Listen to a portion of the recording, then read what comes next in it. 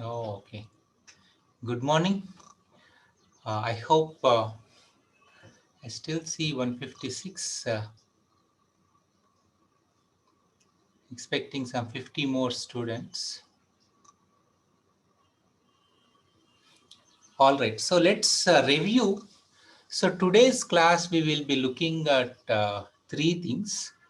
One is on number one is we will review the selection sort code, and number two, we will review uh, the binary search code. Number three, we will look at strings. So this is the plan for today's lecture. To get started, uh, so uh, yeah, first thing is I would like to see the iterative code I would like to review the iterative code of selection sort. That's the first idea. So someone in the last class, they shared the selection sort code, an iterative version. Can you show the code again for the class? I can, who showed in section B1 or B2, we saw the iterative version, or maybe, let me see, open file. I also have that thing, selection sort. Yeah. Yeah, this is the iterative version. Yeah. So just to review this here, so we are reading an array and using a read array function. Uh, so one convention I want to say, this is where we have a name with two words in it, using a small case letter for the first word and a bigger no, capital case letter for the second word, this is what is called as a camel case convention. This is what is called as a camel case convention. Like for example, what are the, so like for example, if you see read array, so this is camel case convention, or maybe you can say camel case convention. And other possibility is like you can have something like read underscore array. This is another convention you can follow. And there is a third convention, like for example, read array, where all words are capitalized. This is another convention. But of course, the last one, which is not good, is you just have the whole thing as one thing, which it's not good.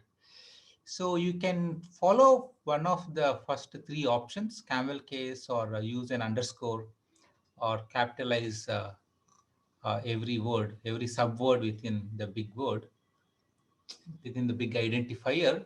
So that's a convention that you can, one of the three conventions you can use. All right. So next, so here, so we have the function read array, and the particular way is uh,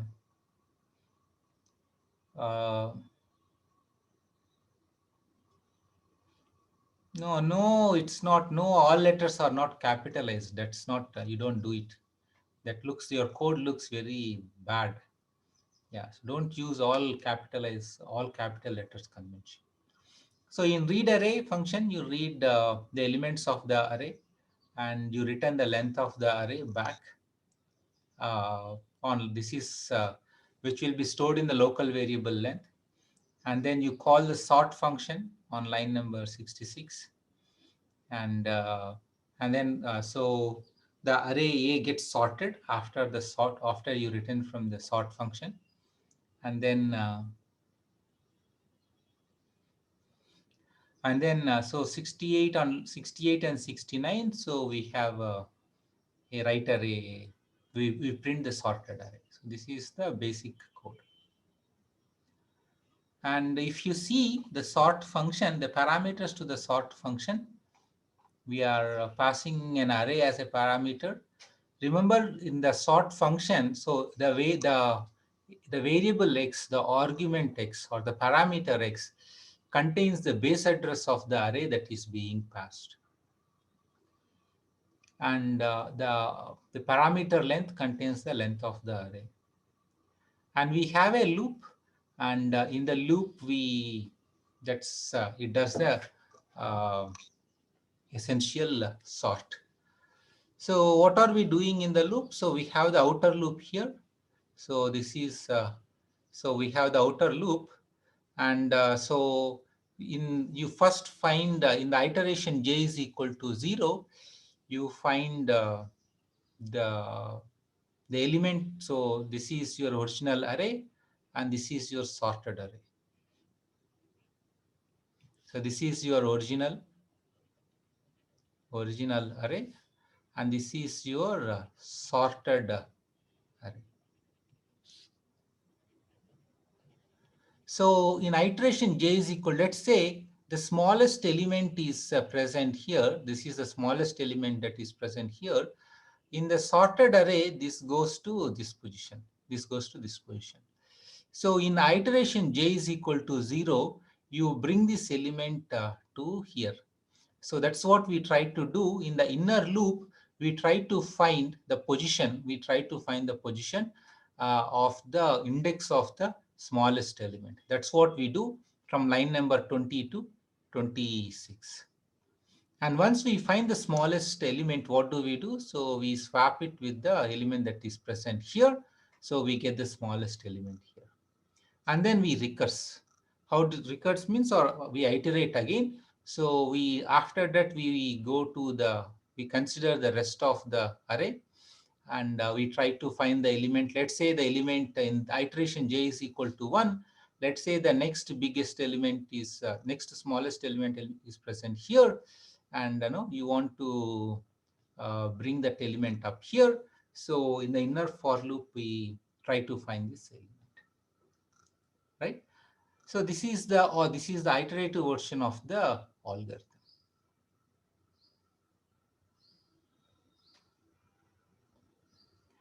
So approximately speaking, if you want to think about the time complexity of this algorithm, that is, if you want to count the number of times we are doing this comparison operation uh, on line number 22, in order to have our whole array sorted, what would be it? How many comparison operations would be required?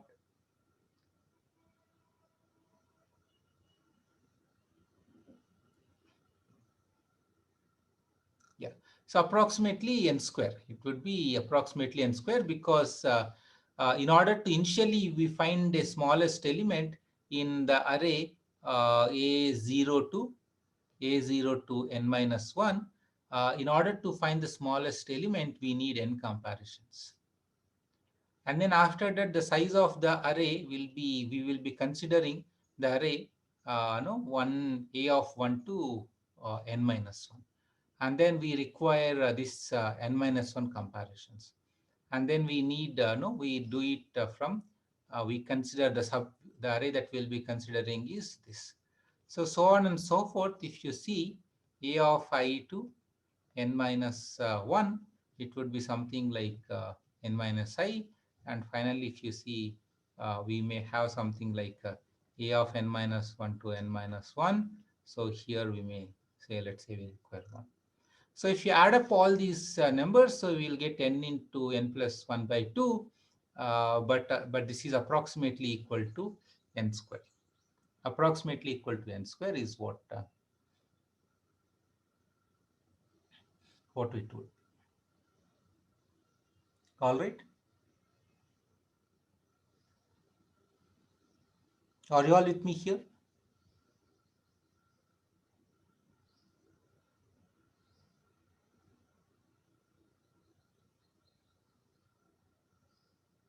Great. So we looked at this code already in the last class, and I want to see, there is one interesting problem. So in section B1, I saw a recursive code of where And then where it is written in some fashion, and in section B2 there is a recursive code which is written in a different fashion. So let's see if I have okay.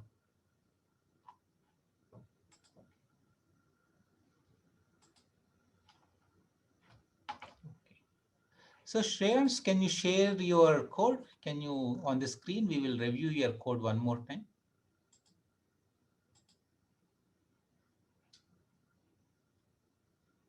This is the challenge problem I gave to section B2 students. So did any section B2 students solve the problem where we try to find the min and recurs?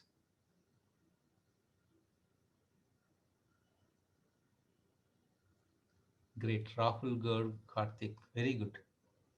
So some of you are able to solve the challenge problem where the challenge problem is you find the min and recurs. That is the challenge problem I gave to section B2 students. I gave the permissions. Allow participants to share. Yeah, I did give the permissions. Can you try now again, Shreyansh?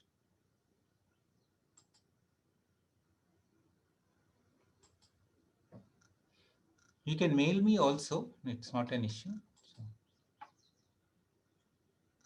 or put it in the chat also. Attach in the chat. Oh, I have to unshare. Yeah, yeah, yeah. That's true.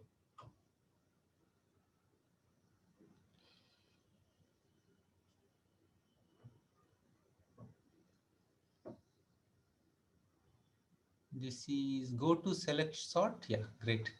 So this is the code so of Shreyans. So on line number 30 to 33, he is reading not from line number.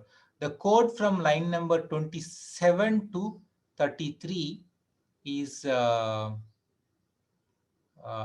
reading the array. And on line 34, he is calling the sorted the sort function with the array A as parameter and the length of the array n as the second argument. The first argument is the array A. So when we say the first argument is array A, what is actually being passed is the base address of the array. This is very, very important that I would like you to understand that only the base address of the array A is being passed as an argument to the sort function, and the length of the array is n. And then once the array gets sorted from line number 35 to 38, he prints it. And then now let's look at the sort function. So in sort function, if the length of the array is equal to 0, you don't need to do anything. So you just return. That is what we are doing on line number 10. Otherwise, you just consider the 0th element as the min element, and you try to keep improving your estimate by iterating to the elements of the array. This is happening on line 13 to line 20. And what is being kept track is the index of the min element. So the variable j, it contains the index of the min element. So by the time we come out of the for loop, so we know that a of j is the smallest element. So we swap a of 0 with a of j, and then we would like to sort the rest of the array starting from a of 1. And when we try to sort the rest of the array recursively, the size of the array goes down by 1. So the second argument that we pass to the sort function is n minus 1. So this is a very, very cute code and a very cute algorithm. It is not computationally efficient because it takes quadratic time. But in terms of the thought process, it is a very, very clean thought process. You are given an array of 100 elements, find the smallest element in that array, and then bring that smallest element to the beginning of the array by swapping that element with the 0th element. So now you are left with an array of size 99. You repeat the same procedure. You recursively sort. So this is the idea. So just want to check, is this the same way? Uh, so Rahul and some of you who solve this problem, Jaishnav, Ananya, Kartikeya, is this the same approach you use it to solve it? Or,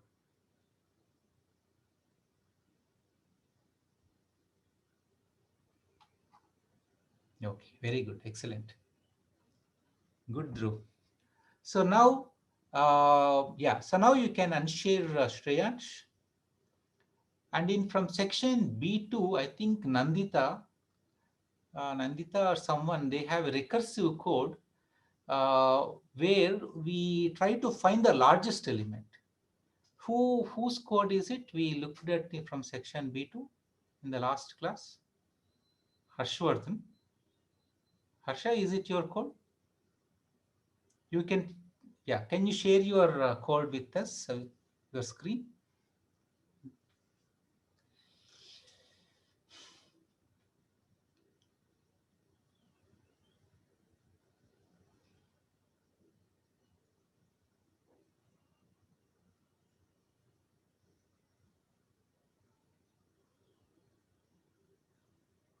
Okay.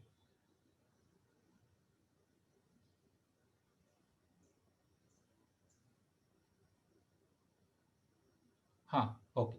So same story. So you read the input. Let's focus our attention on the function selection underscore sort, which is the primary, which is the main function, uh, which does the actual sorting. It takes two parameters. The first parameter is the length of the array. The second parameter is the base address of the array. So go to, yeah. So you can see one interesting thing that you can see on line number 3, the particular way in which the function signature is declared, that the parameter len, uh, that is the first parameter, it is used in the declaration of the second parameter. So if you change int a of len followed by int len, it doesn't work. So it is important that we use the same order. That is, the first parameter is the length of the array. The length of, and that parameter you can use in the declaration of the array. So this is a nice way to declare the function signature. And it will come handy when you are working with two-dimensional arrays. Well, in any case, so if the length of the array is equal to 0, you don't need to do anything. Otherwise, what Harsha does is, in the loop from 10 to 17, he finds the largest element. Instead of finding the smallest element, he finds the largest element, the index of the largest element. The index of the largest element is present in the variable high. We keep track of the index of the largest element in the variable high. And once we come out of the loop on line 17, we swap a of high with a of len minus 1. A of len minus 1 is the last element in the array. So now if you take an array of 100 elements, so after we do the whole process, a of 90, no, array of 100 elements means it goes from a of 0 to a of 99. So after line 21, a of 99 contains the largest element. So now we are left with an unsorted array, which goes from 0 to 98 with 99 elements in it. So the base address of the array remains the same in this case, but you just have to change the length of the array. So when you take the max approach, you are not changing the base address. When we take the min approach, you have to change both the array length and the base address. But when you take the max approach, you always have the base address of the array same. But what changes is the length of the array. So these are the three different variants of the selection sort algorithm: iterative version, min version, max version. So thanks, Harsha. You can unshare your screen. Are you all with me? Does it make sense? Yes, no?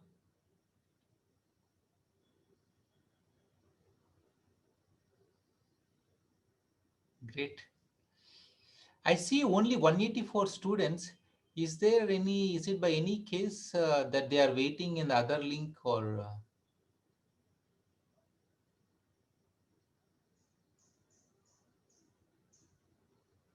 Let me just check.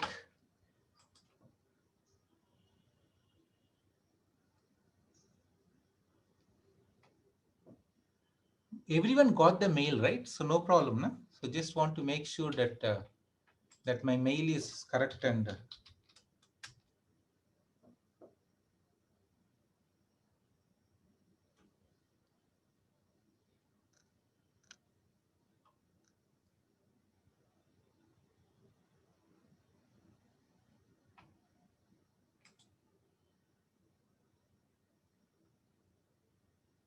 Kirti, I am seeing few students who seems to be in B2.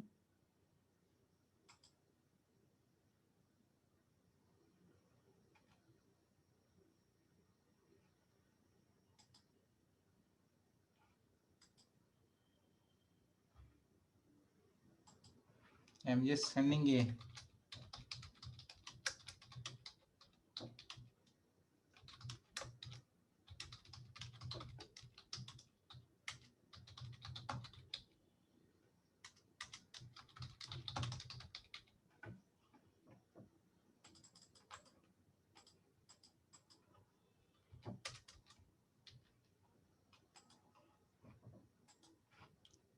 okay.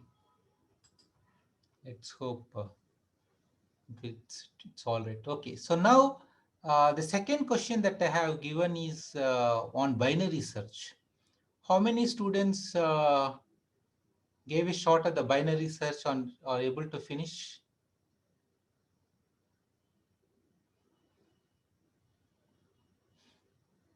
Maybe Rahul, you want to show your screen?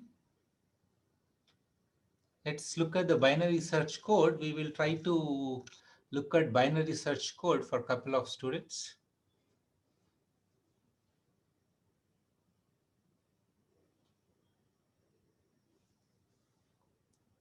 Great. So you are reading the array on line number 43 to 46 and you sort on line number 48. Great. And then you scanf you look for an element and you are searching for that element by calling the function b. Okay, let's go here. So you search, you look for mid is equal to L plus h by 2. So you look for the range. So the parameters to the search function are the range of the array in which we should be looking for. And S is the element that we would like to search for. There are 4 parameters to the binary search function. The first parameter is the base address of the array. I think that is remaining the same. The last parameter is the element that you would like to search. And the next 2 parameters are the parameters L and H. They tell the interval in which you should be searching for the element. All right.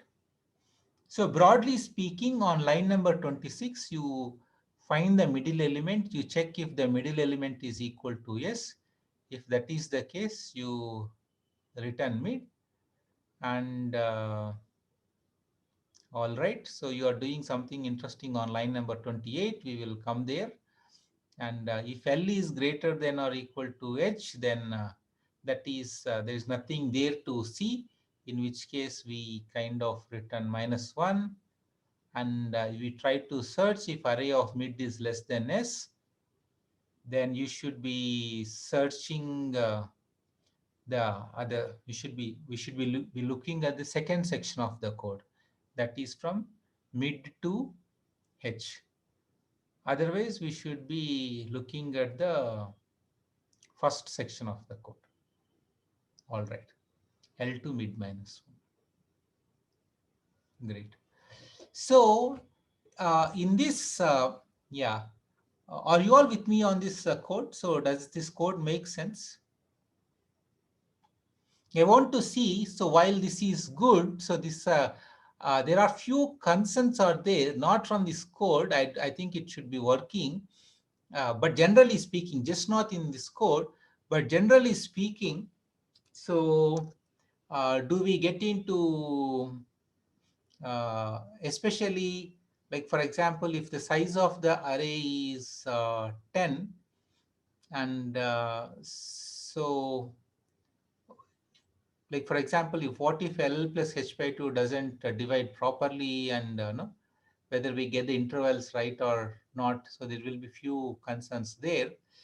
Um, so let's see. I want to see, this is a good piece of code. There are some challenges, and I would like to uh, highlight those challenges and also try to see how we can circumvent those problems.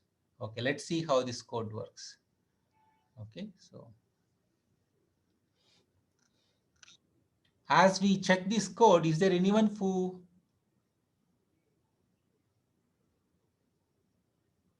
not understood much? Huh? Okay, it's all right. So I will explain. I will explain. Don't worry. Okay. Okay. Good. Good. So can you search for example, 3?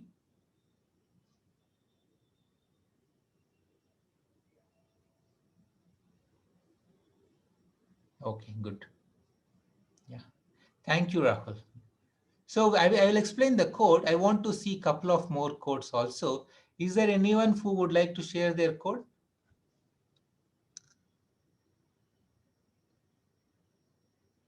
Agrim. Okay. So yeah, I will take randomly. Agrim, maybe you can share your code. I'll look at one more code and then I will.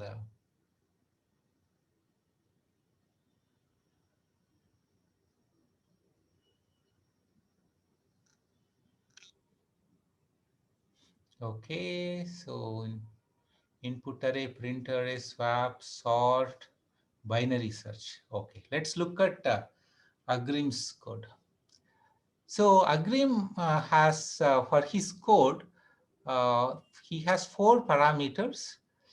Uh, so the last parameter n, I presume, is the element that is being searched, and the last but one parameter a is the base address of the array.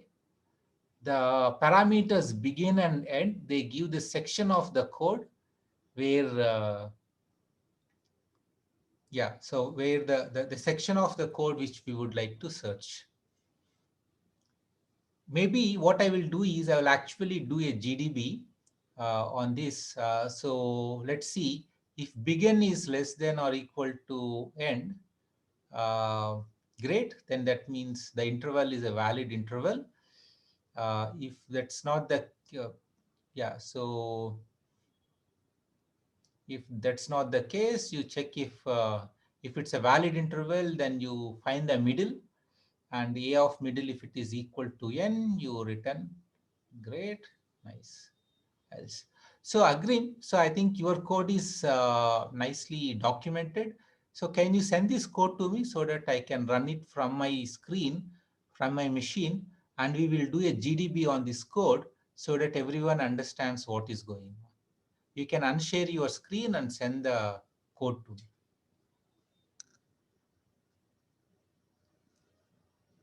Thank you.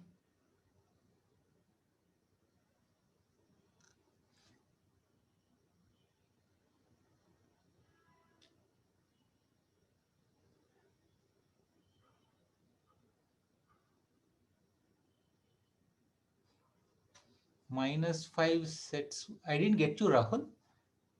It's giving 3 because -5 sets sorted to.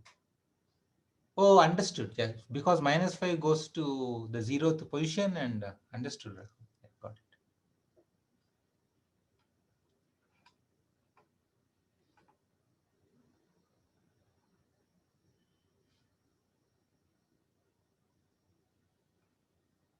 No, yes, you cannot use standard libraries. Only there are some standard if I give you a problem on sorting, if you use standard library, it's not acceptable. So we'll discuss about the lab exams later. Don't worry.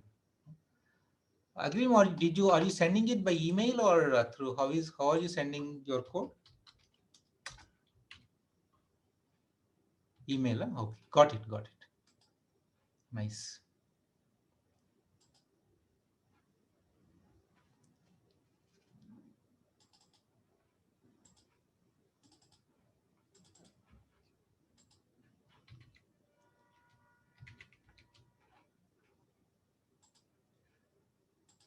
I'm very happy to see all of your codes because you're writing very beautifully. And so,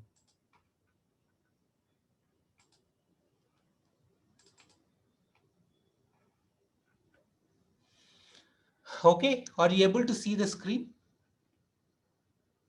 Yes, no?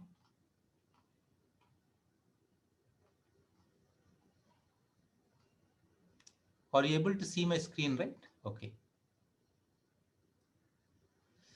So let's see. Let's run this code here on my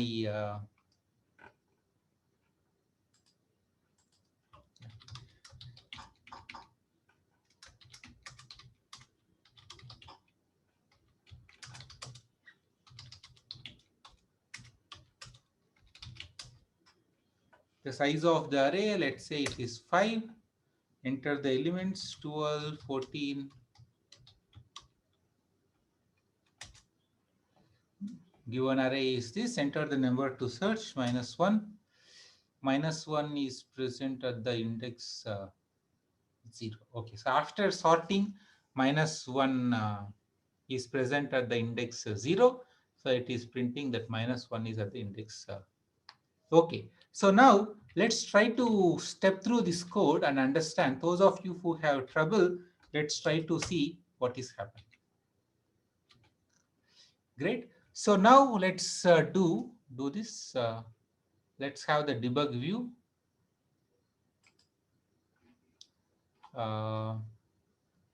So where do I put my breakpoint? I will put my breakpoint here.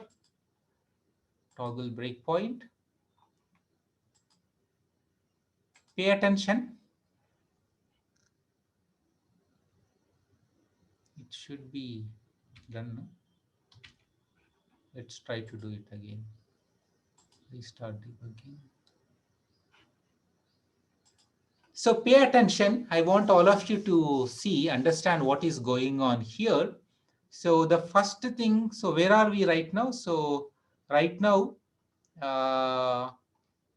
we are on line number 84. It printed, no, enter the size of the array. It is waiting for the size of the array. So let's say I will give the size of the array as 10,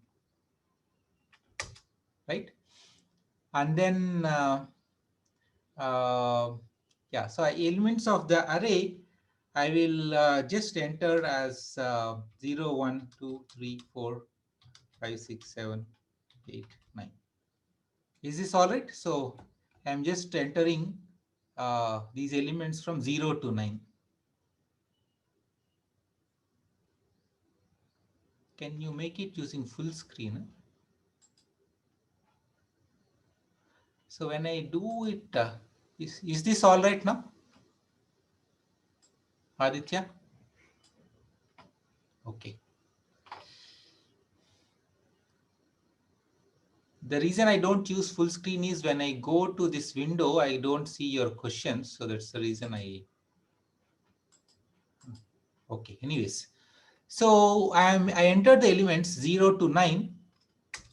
And yeah, so the array remains the same. So the array is sorted, but since the sort function is called, sort array function is called, the array is sorted, but since it is already sorted, it's not going to change.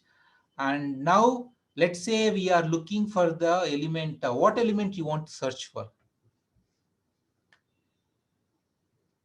5. Okay, let's try to use. Okay, 5. I will use numbers. Okay, element 5. So yeah, so if you can see, the first thing I want you to pay attention, the size variable is equal to 10. The local variable size is equal to 10. And you can see array A of 0 is equal to 0. A of 1 is 1, A of 8 is 8, A of 9 is 9, so on and so forth. And the value that we would like to search, n is equal to 5. And so we will, so binary search function.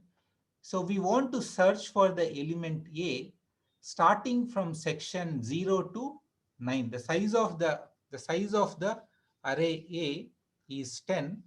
The size of the array A is 10. So we want to search for the element in the interval 0 to 9. In the interval 0 to 9. That's what we are doing here. So this 0 is this, and the size minus 1, this whole thing is this. So we want to search for the element n in the section A of 0 to A of 9.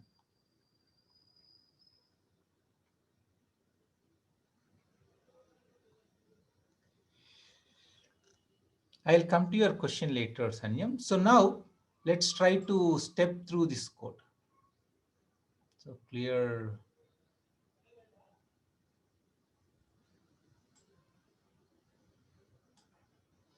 Step into this code. So now we stepped into this binary search function. Clear all my drawings. So what is the beginning is equal to 0? So you can see that you want to search for the element n. You want to search for the element n from the section starting from 0 to 9. That is a whole array. And n is equal to 5, and n is equal to 5. And now we compute middle. So middle will be 0 plus 9 by 2. So since we are doing integer division, so here, so 0 plus 9 by 2, this is equal to 4. So that is the middle element. And this is a valid interval. So 0 to 9 is a valid interval because begin is less than or equal to n. And you check if A of 4, so this is your whole section. This is the array element index. This is index 4. You check if A of 4 is equal to the element that you are searching for. So is this the same? What is there in A of 4? A of 4 will contain 4, but the value that we are searching for is equal to 5. So that condition wouldn't be satisfied.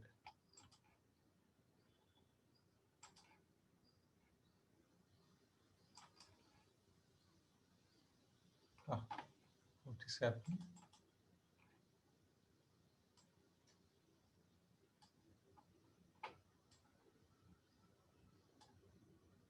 Just give me a minute, some problem I have.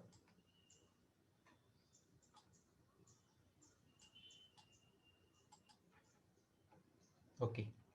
So now you can see, so you can see middle is equal to 4, and A of middle, you can see A of 4 is, from this array, you can see A of 4 is, is equal to 5. And so this doesn't work. The condition on line 61 will fail. So you check if A of middle is greater than n. So is A of middle greater than n? Yes or no? What is A of middle? A of middle, that is right now, A of 4 contains 4. So this is 4. So, and we are, the element that we are searching for is 5. So this condition is not true. So what should we search for? We should be searching in which section we should be searching in, because A of middle is smaller than n. Yeah, we should be looking at the right section. We should look at the right section. And that's what we do here. Yeah, so you check if A of middle is less than n. So since A of middle is less than n, A of middle is equal to 4, 4 is less than n. So you want to search the section starting from middle plus 1 to n. Are you all with me here in the single round of recursion? Does this make sense? Can we optimize this? No, a of 4 is not equal to 3, Girija. A of 0 is 0, a of 1 is 1, a of 2 is 2, a of 3 is 3, a of 4 is 4, so on and so forth. Is there a way to optimize this code or optimize, if not optimize this code? So one thing we can do there are multiple else if statements here. We don't need these multiple else if statements. We can make this code slightly more simpler. Like you can just have, we don't need an else here. Anyway, so let's go ahead and let's step into this code. So now we are looking at, so the most important thing is, uh, so the most important thing here is, if you see, we called binary search again. Now the section that we are looking for is between 5 and 9. The section that we are looking for is between 5 and 9. Are you all with me? I hope you are all with me here. And then again, so you find the middle element, that is 5 plus 9 by 2. So yeah, let's go here. So now middle element is equal to 7. It's a valid interval. You check A of 7 with 5, and you should be looking at the left side of the section. So that's what we do, and we recurse, so on and so forth. So this is how we can, this whole thing works.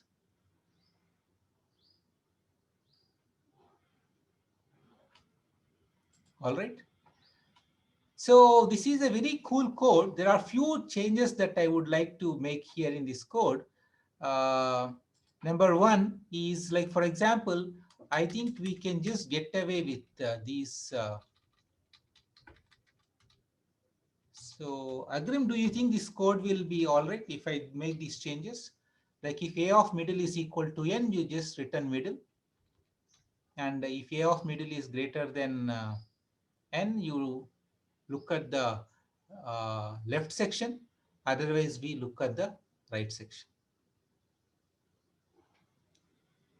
Okay, so that way, when you look at the code becomes much simpler and easy to understand. Is everyone with me? Is this? No, it's okay. Let's look at the boundary other cases later. But is there anyone who didn't understand the binary search code?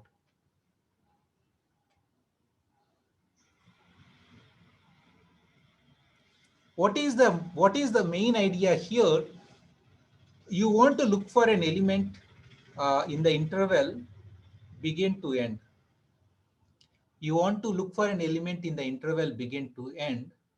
And what you do is you take a midpoint. Okay, mid is nothing but, mid is equal to begin plus end. So n by 2. So essentially, what you do is this interval, for the sake of simplicity, I will make this, let me, let's make this thing, uh, let me use the shorthand for this. Begin and end. B stands for begin and E stands for end. We split this interval into three. One is BM, the other is no MM, or it can just be M.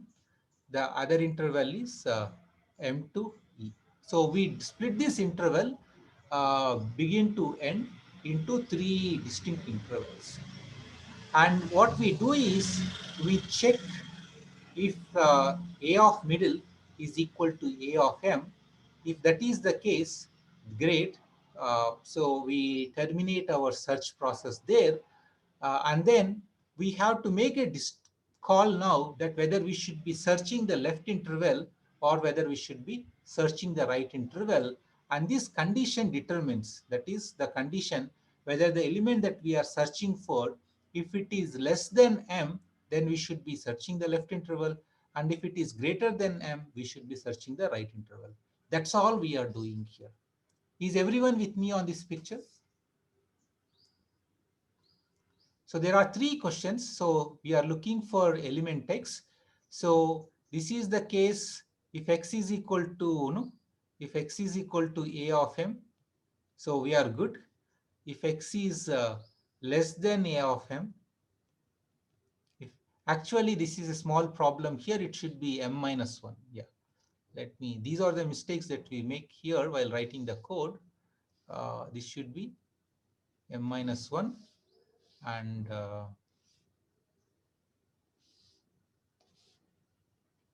M plus 1.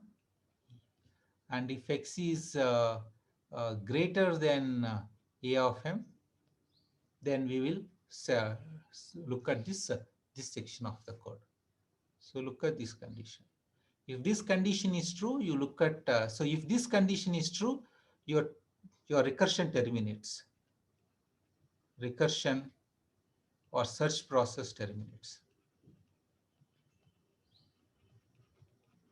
So on the contrary, if this is true, you look at this section. If this is true, you look at the right side of the section. If X is greater than the middle element, you look at the right side of the section. And if X is less than the middle element, you look at the left side of the section. This is what it is. I see someone raised a hand, so let's see. I hope you are all with me on this picture, right? This is a summary of the binary search. And this is the most important thing that you will see in computer science, binary search solver. Yeah, that's true for that particular interval. That's true. Let's see if, who asked it.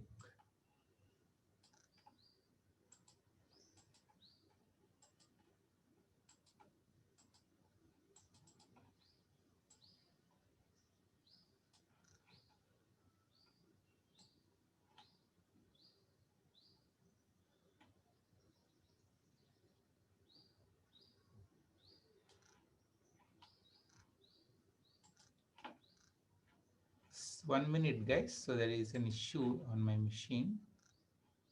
Okay. Someone raised a hand. If you would like to raise your hand, you can raise again or put your question in the chat box.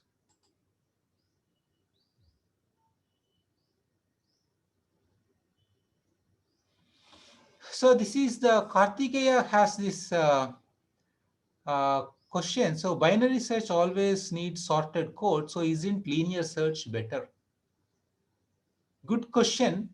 So let's say there are no 1 lakh students who gave JEE exam, and so if you sort the roll numbers of all these JEE students once, then every query to the website, it can be answered quickly, because there will be millions of queries, because the same guy will be searching again and again for his marks, etc.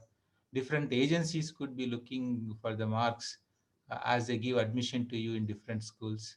So you just have you sort it once, and the rest of the time uh, the search process becomes efficient. So it depends on the context.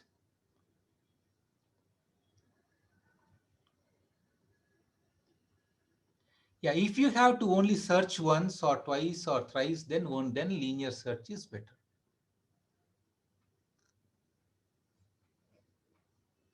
So Gokul, don't worry about the position of the element in the original unsorted array is not important.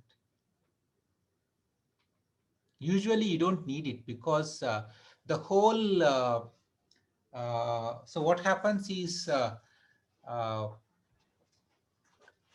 when you sort things out, the information also moves. The position of the element in the original unsorted array is not important. What is important is the associated information with that roll number, for example, is important.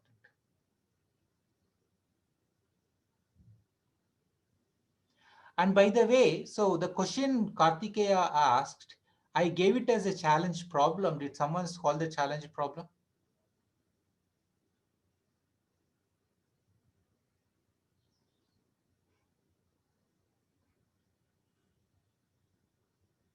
Yeah, that's true. For what value of k is linear search better than binary?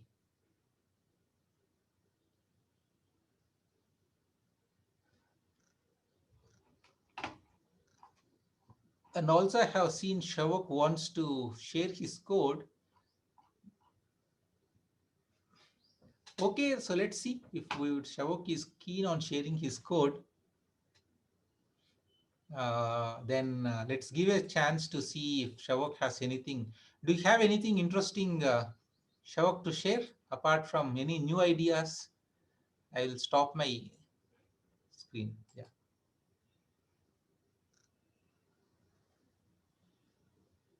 Okay, let's take a quick look at your code. If there is something interesting, then we will discuss. Otherwise, we will move on to the next idea. I stopped my screen share. You can share your code.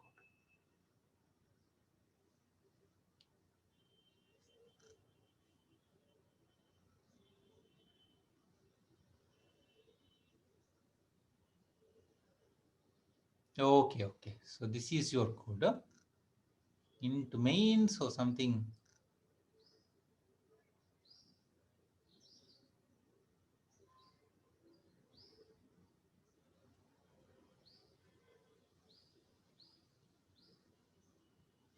Is this working all the time, Shavak? Because I plus j by 2.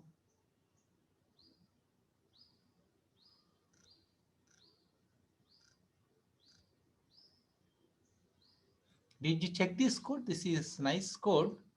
In binary search, these boundary conditions are very important. How do you terminate, and did you test this code?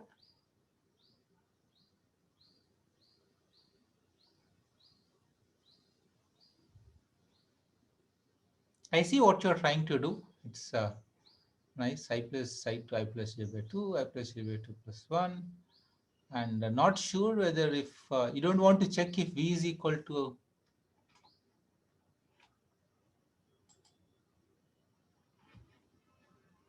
Okay. Okay, you can unshare your code. Good, good. Thank you, Shavak.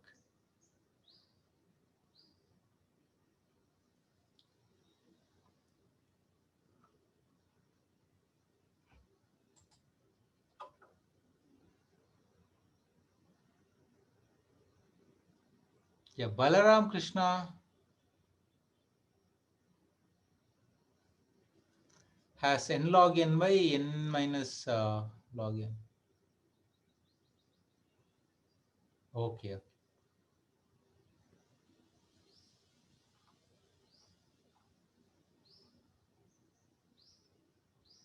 If we use less number of parameters, then it will be more efficient. A little bit, not a big deal, Mayank. It's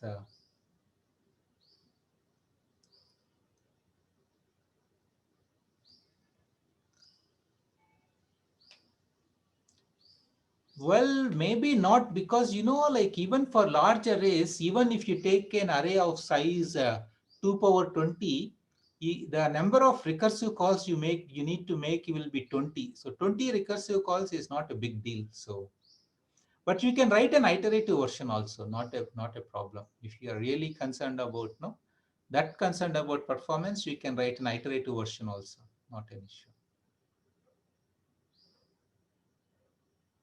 Okay. So now in the rest of the 5 minutes, I will take 10 minutes. In the 5 minutes, I will explain one. And I think he is calling, Shavak is calling the finder underscore function in some other code which is hidden. Shreyansh. It is just hidden in the sense maybe he don't want to show all the unnecessary code, but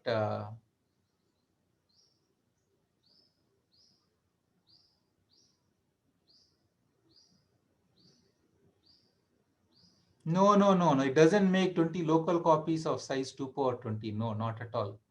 Hariharan, no. Only the base address of the array is passed.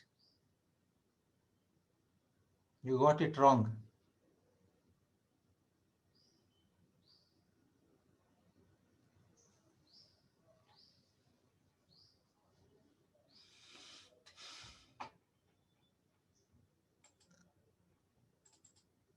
So let's quickly work this out. So, for binary search, uh,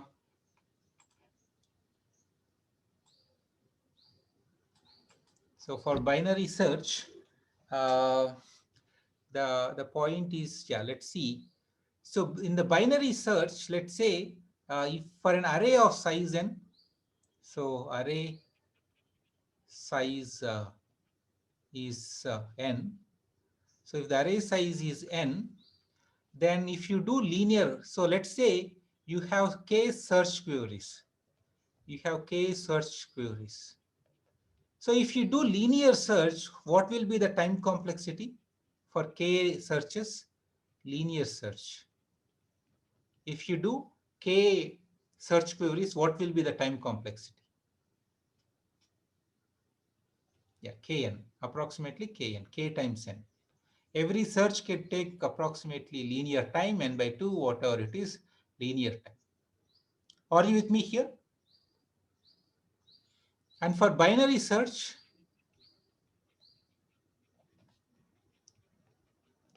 so it will have n log n to search for sorting the array plus plus k log n. Assume the basis the log the base of the logs is 2 in both. So when is binary search better than linear search? So when n log n plus k log n, if it is less than kn, then binary search is better than linear search. Yes or no?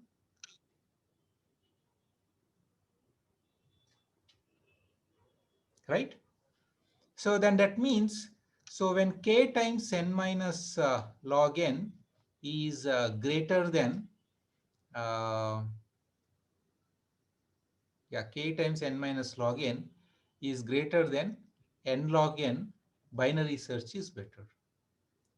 Or when k is greater than n log n, that when the number of queries is greater than k times no, something like this, then it is we can do binary search. And if you can see, if you kind of approximate n minus log n to n, we can kind of say that when k is greater than log n, so if you kind of approximate this to n, then the denominator n and the numerator n gets cancelled out. When k is greater than log n, then binary search could be a good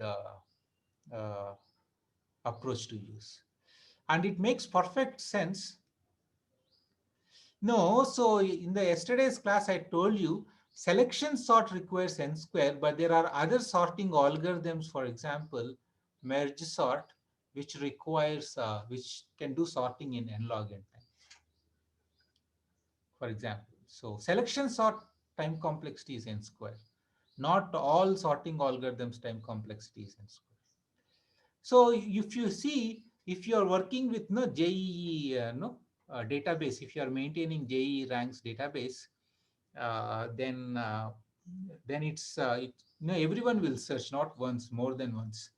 So it makes sense to keep the database in a sorted order and then apply the binary search algorithm. Are you all with me here? So this one we approximate it to n. So this n and this n gets cancelled out. So this one, it gets cancelled out. Okay. Yes or no? You're all with me? Make sense?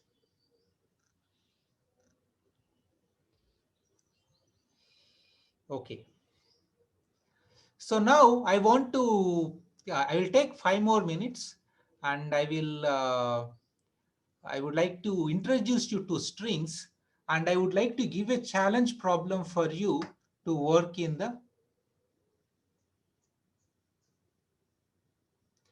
no, there are k search queries. So every query requires log n time. Because of that, we require k log n time for searches.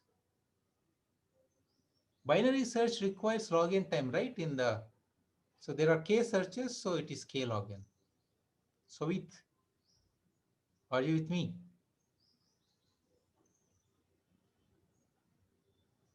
Understood? Really understood, or?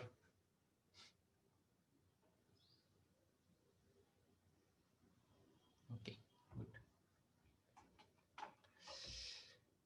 Nice. So now let's see. close new file. Great. So hash include stdio.h.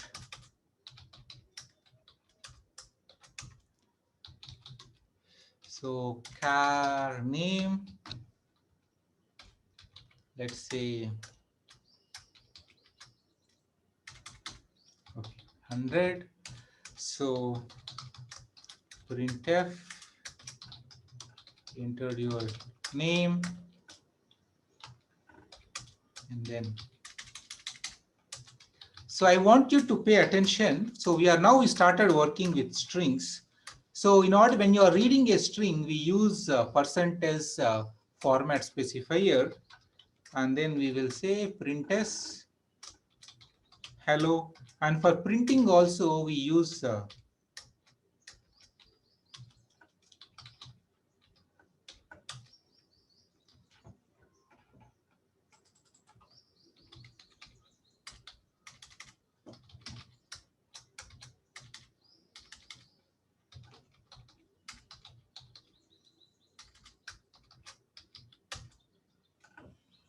right. So this is the code, very simple code.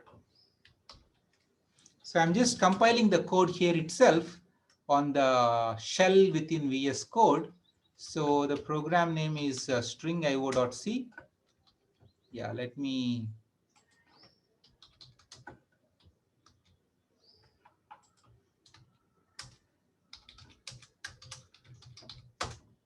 Okay, so we declared name as a character array. We declared name as a character array. Oh, I didn't share the screen. Huh? Sorry, guys.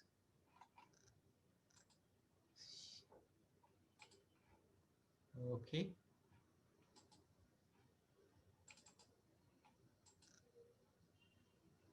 So can you see the code now? Hey, this is what happens when I write code by putting my VS Code editor in full screen mode. I couldn't see the screen. I couldn't see your chat. You can see that. So you understand the code, right? On line 5, we declared a character array. So when we want to store strings, we declare character arrays. And we use scanf statement with percentage format specifier to read the character array, and then we use printf statement. What is important is when you read, like for example, when you hear, let's say, so let's say enter your name. Let's say I will say Messi. Let's say hello Messi. So how is it stored in the character array name? So this is what is important.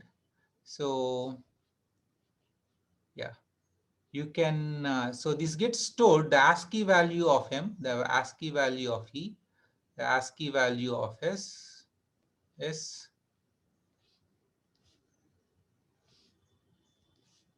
the ASCII value of I, followed by 0. This is null character.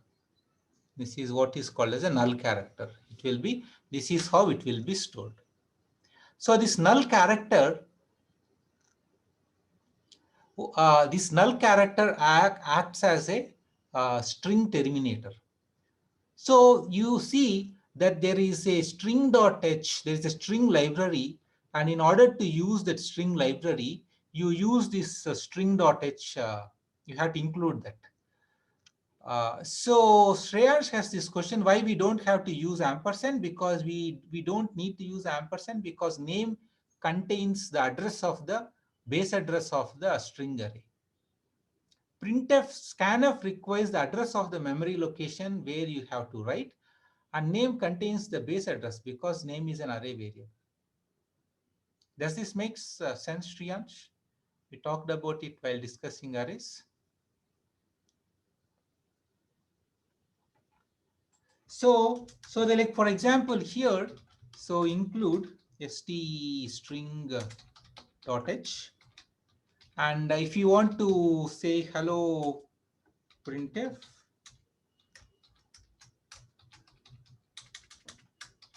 len length of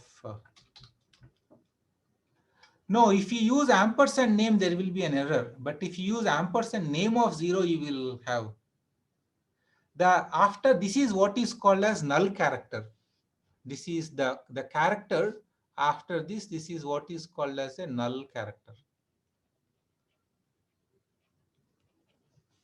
Its ASCII value is 0. Its ASCII value is 0. So length of your name is percent %d strlen. String length is a library function, and to that we pass name as the parameter. The base address of the array we pass as this. So what string length does is it keeps looking for one character at a time and keeps counting them until it hits the null character. And when it hits the null character, it knows that the length that the string has terminated.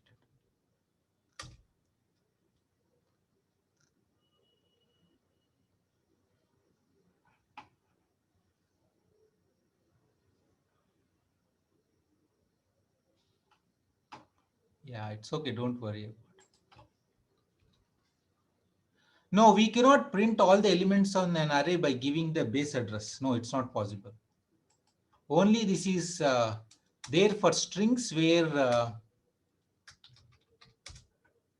yeah, the length of your name is and the null character is not included as a part of the string length. So you can see the length of your name is five characters. Yeah, of course, string length. How string length works, there is no magic, right? If you have to write your own string length function, what do? You check one character at a time, you keep counting until you hit the null character. It counts spaces also. String length is a function which computes the length of the string. It computes the length of the string.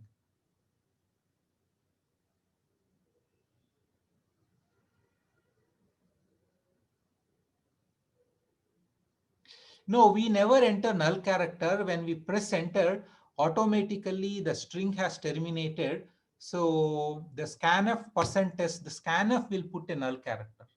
That is, by using %s as the format specifier, we are telling scanf to put the null character at the end. Does it make sense, Gautam? So by using %s here, we are telling scanf to put the null character at the end.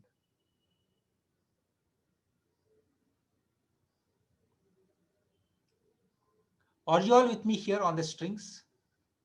What is the difference between a string and a character? A string is composed of characters. A string is an array of characters which is terminated by null. A string is an array of characters which is terminated by null. This is very important that the end of the string is terminated by null character. Very important. Otherwise, the string wouldn't terminate. A string is an array of characters terminated by a null character. Are you all with me here? The first important definition is a string is an array of characters terminated by null character. That's number one. Number two is while reading input, you use %s so that scanf automatically puts the null character at the end. Number three is, printf. While doing printf also, you have to use %f so that printf knows that you are trying to print a string. And when it sees a null character, it stops printing. Number four is, there is this string.h library, which has whole lot of functions which help in working with strings. So these are the four things that I would like you to keep in mind. If we limit the size of the character array to 5 and enter, if the length of the name that we enter is greater than 100, then we are in trouble.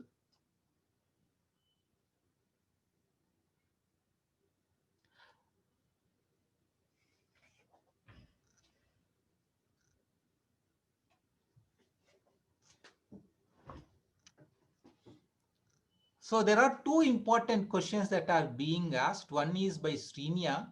So Srinya, actually you can have No, new line characters in the string, not a problem. Sanyam, so there are three questions. I'll take 3 more minutes. I'll not give complete answers to them. I will go in the reverse order. The reverse order is Sanyam's question. How do we scan space, white space? So you have to use a different function. Like for example, there is something called as gettest or something like that, using which white space characters can also be read. That is the answer to Sanyam. You can check. That is number one. Fgettest or something like that is there. So that's number one. Number two, second question is Srinya. It is possible to have new line characters in the string.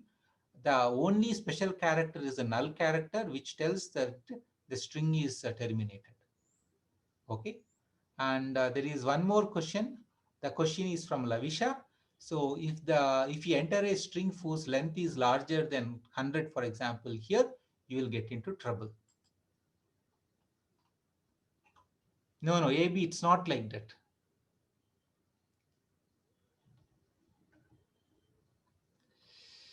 If you want to read a string, you should not use %C. It's not a good idea. I think, Aryan, I will take your question in the next session.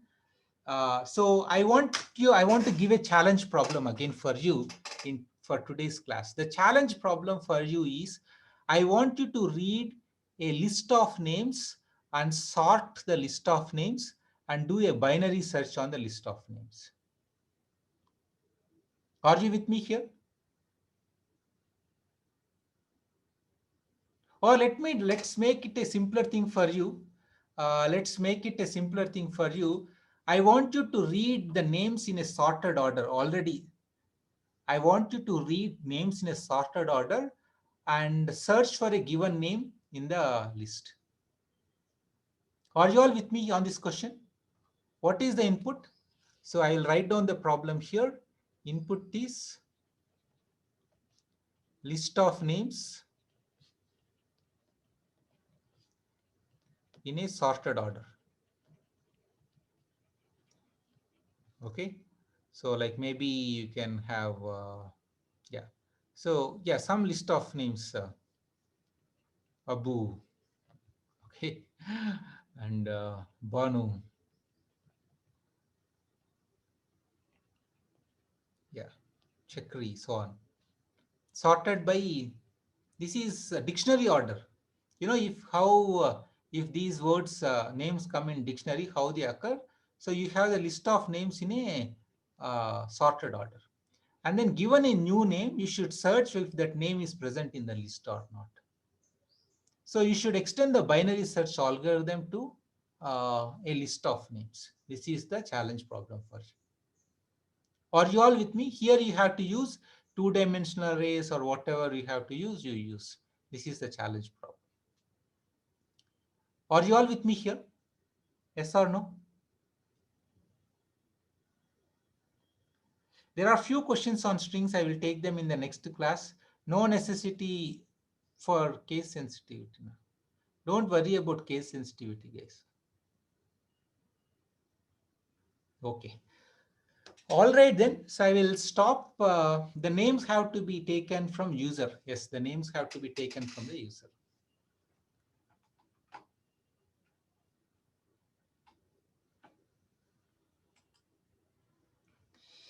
So let me stop recording.